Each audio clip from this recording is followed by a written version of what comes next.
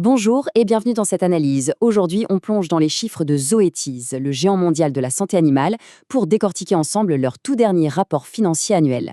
L'idée, c'est de comprendre ce qui a marché en 2025 et ce que ça nous dit pour la suite. Alors voilà comment on va procéder. D'abord, un bilan global des performances. Ensuite, on va creuser pour voir d'où vient le chiffre d'affaires. Puis, on s'attardera sur les produits qui tirent la croissance. Et enfin, on regardera vers l'avenir avec les prévisions pour 2026. C'est parti. Allez, on attaque directement avec les grands chiffres. C'est ce qui donne le ton général de la performance de l'entreprise sur toute l'année 2025. Premier chiffre, et pas des moindres, le chiffre d'affaires. Zoetis a enregistré 9,5 milliards de dollars. C'est une performance vraiment solide, surtout dans un marché aussi compétitif. Maintenant, côté rentabilité, le résultat net ajusté est tout aussi impressionnant. 2,8 milliards de dollars. Ça montre que l'entreprise ne fait pas que vendre, elle le fait de manière efficace et maîtrise bien ses coûts. Et concrètement, pour les investisseurs, qu'est-ce que ça donne? Eh bien, ça se traduit par un bénéfice par action dilué ajusté de 6,41 $. C'est un indicateur clé qui montre la valeur qui a été créée. Bien sûr, ces excellents chiffres ne sortent pas de nulle part. Ils sont le résultat de plusieurs succès majeurs. On a par exemple le Simparica Trio qui a cartonné aux États-Unis, la franchise Dermato qui est toujours aussi solide, le secteur de l'élevage qui continue sur sa lancée pour la 3e année de suite, et, point important, un retour de plus de 4,1 milliards de dollars pour les actionnaires. Ok, maintenant qu'on a la vue d'ensemble, creusons un peu. D'où viennent exactement ces 9,5 milliards de dollars de chiffre d'affaires? C'est ce qu'on va voir tout de suite. Dans les rapports, on tombe souvent sur ce terme « croissance organique opérationnelle ».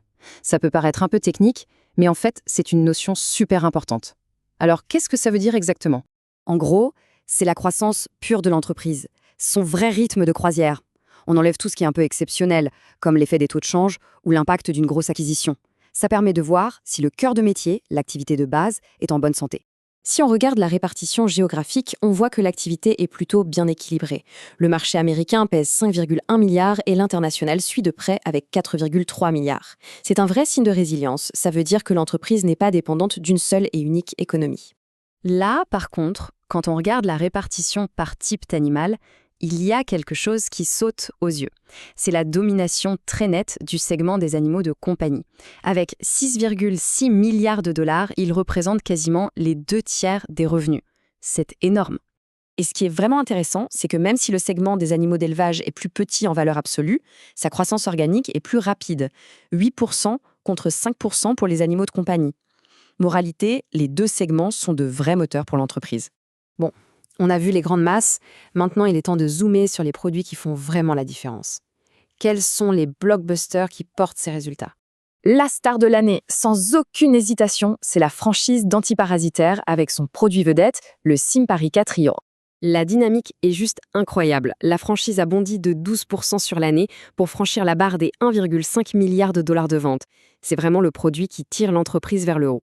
Et ce succès n'est pas le fruit du hasard. Simparica est numéro 1 sur son marché, il bénéficie d'une satisfaction client extrêmement élevée et derrière, il y a une stratégie d'innovation et de marketing qui continue de porter ses fruits. Mais il n'y a pas que Simparica. L'autre grand pilier de la croissance de Zoetis, c'est son portefeuille de produits en dermatologie pour les animaux de compagnie. Des marques comme Apoquel et Cytopoint sont devenues des références pour les vétérinaires. Elles ont permis à la franchise de croître de 6%. C'est un succès qui repose beaucoup sur la confiance et la relation solide que Zoetis a su bâtir avec les professionnels de santé animale. Alors bien sûr, la croissance d'aujourd'hui, c'est bien, mais ce qui compte, c'est aussi celle de demain. Et c'est là que le pipeline d'innovation entre en jeu. Avec plus de 185 avancées rien qu'en 2025, Zoetis prépare l'avenir. On note surtout les nouvelles approbations dans le traitement de la douleur liée à l'arthrose, un marché énorme avec le vieillissement de nos animaux, c'est très très stratégique. Voilà pour le bilan 2025, une année bien solide. Maintenant, la question que tout le monde se pose, à quoi s'attend Zoetis pour l'année qui vient? L'entreprise a communiqué ses objectifs pour 2026. Elle table sur une poursuite de la croissance, que ce soit au niveau du chiffre d'affaires, attendu entre 9,8 et 10 milliards, ou du bénéfice par action. Le chiffre à retenir, c'est cette prévision de croissance organique entre 3 et 5%. Ça nous montre que la direction est confiante dans la capacité du cœur de métier à continuer de performer, en s'appuyant sur la dynamique de 2025. Et ça nous amène à une dernière réflexion, une question un peu plus prospective. On a vu que Zoetis prévoit de continuer à croître. Mais ces produits phares ne vont pas rester au sommet éternellement. La vraie question, c'est donc de savoir si les innovations à venir, notamment dans la gestion de la douleur ou les nouveaux vaccins, seront assez fortes pour prendre le relais et maintenir ce rythme de croissance, voire même surprendre positivement le marché. C'est tout l'enjeu pour les années à venir.